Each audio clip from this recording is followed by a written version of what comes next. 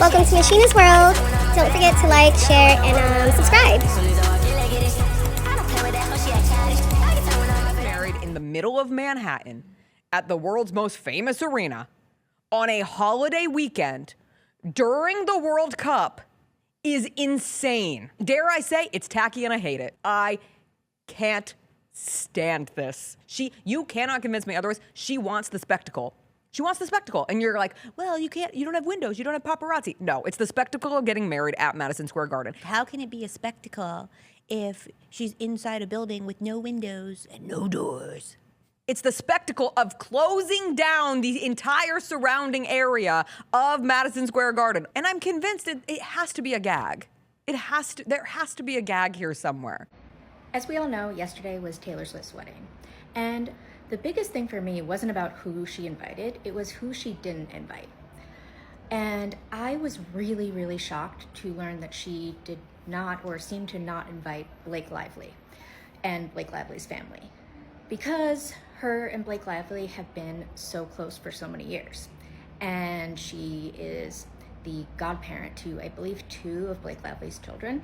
So yeah, to me, this made a really big statement. Obviously, they had a public falling out a little bit about who knows what, but not inviting her to her wedding took it from, oh, we've like kind of been growing apart, to we are not friends anymore. The fact that there were 1,000 people invited and Blake Lively and her family weren't among them, essentially says like, hey, these are 1,000 of my closest friends and you're not among them.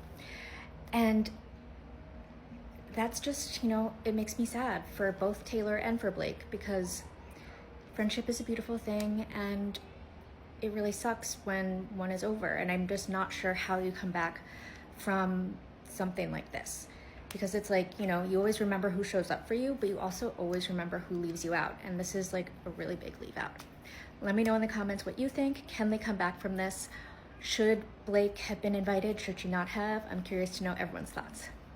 This Taylor Swift wedding is happening up the street for me, and I can tell y'all, it's basically turning into a military zone, more than it did for the Knicks wedding, which that was for the community. One pop star's wedding happening in one of the biggest cities in the world, at a place that a lot of people travel through, above Penn Station. Penn Station is fucking ran through. Let me tell you, it is ran through. You would not catch me dead in a wedding dress anywhere near there. It is not romantic. It is not cute. I know that she loves New York or whatever her deal is. Well, if you love New York, then you would do it somewhere fucking else. Also, it is like 100 degrees in New York right now, humid as hell. Like, your guests are going to be passing out. Why can't you just do this on some private island or some beach somewhere else like every other annoying rich person? The ambience here is like public urine and sewers. She's building a princess castle on the basketball court. Like, that sounds so tacky, like tasteless. Food that they're getting delivered, there's like Krispy Kreme coming through, like chicken, lobster, whatever. It's giving hometown buffet. This wedding is giving McDonald's, it's giving Chevron, and I'm not even thinking her artistry or lack thereof, okay? There are some songs I like, but I'm just saying, like, just on the wedding alone, this would make me think this person has a lack of taste or character. I've also seen this up close because one time I actually worked for someone that was a major fan of hers. He had no taste, no vision, no nothing. He was like obsessed with her and like every single thing she was doing. Anyone that can like look at things objectively should see this and think, oh, that's busted. I already see the discourse starting, so let me just put the debate to bed right here and now.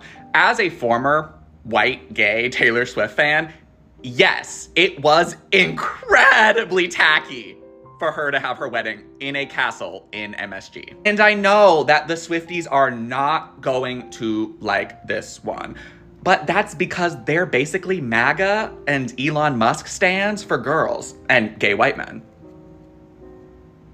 And as a former one, I can say that. Like, I am on the outside looking in now at y'all, and you're so insufferable.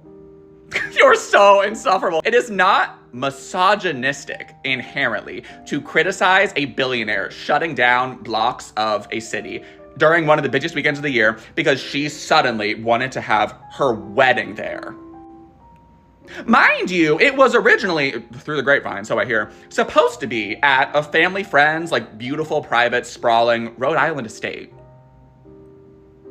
But I guess that was not going to give her as much attention as she evidently needs, nor was it going to give her more opportunities to make a ton of money. Because you know they filmed that entire wedding, and they're in the process of editing it right now to release it on a direct-to-streaming, purchasable wedding of the century, available on Disney Hulu. Like, I even saw Swifties commenting saying she can do whatever she wants. This is the American royal wedding. And y'all saying that on July 4th, like, you don't even see it. You don't even see it. And you need to, because you're only like embarrassing yourselves continuing to bootlick and support her with no room at all to criticize. She's literally a billionaire climate criminal who just married an open MAGA supporter and hangs out with only openly MAGA supporters. And the only people that she could really invite to the wedding were her CEO friends of like Disney and Hulu. Girl! Also, how can it be misogynistic when people literally had almost exactly the same, or I'd say worse, even angrier, reaction to Jeff Bezos' wedding when he tried to shut down Venice, like a year ago? Like, it's so tired. It's so tired. She is embarrassing. She's irritating. She's tacky. She is white feminism embodied. And so many of y'all are still under her spell. And you know what? I am gonna double down on what I said earlier. Being a Swiftie is like being MAGA or an Elon Musk stan for women and white gay men. Yours truly previously included. Discussion settled. Debate over. Now, baby, most of you have probably heard or seen by now that yesterday, on Friday, July 3rd, Taylor Swift and Travis Kelce are now officially married. Baby, it was all over social media. It was all over everything. You couldn't miss it. But because they had gotten so much attention yesterday on July 3rd and even leading up to July 3rd, this was posted outside of the Madison Square Garden once they officially became married. And then your president, he decided to put this up after they were married as well. Well, to me, it seems as if that president didn't appreciate that Taylor and Travis were getting all the attention yesterday on Friday, July 3rd. Well, the only thing I have to say about that is, oh, well, at least we heard something else besides Trump. So good for them. Congratulations to them.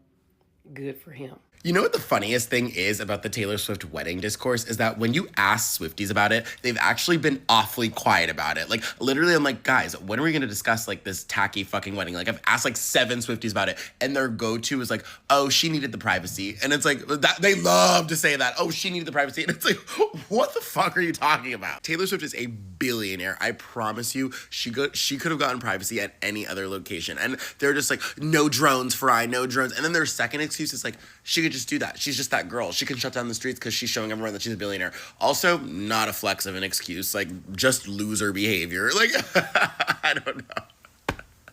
It's not a flex because if I was a billionaire, why would I want to, like, telling me that you're just this white billionaire causing a goddamn nuisance? It's Elon Musk coded. And then another thing about it is that, like, there's so many random tacky details about the wedding that you can't even discuss with them because they're, literally on Threads, I was like, guys, why aren't we talking about the tacky wedding? I asked someone and they're like, Fry, because it's like just easy rage bait. I'm like, okay, so you know it's embarrassing. Like, so you know. It's crazy. So it's like I can't even discuss like the Adam Sandler of it all. That's the tackiest thing to me out of all of it. The billboard outside of Madison Square Garden. Like, you can't say any. So we just have to sit here and just watch like tacky in front of our eyes from one of the richest people in the world. Okay, no, not on my watch. I don't play with that, but she act childish.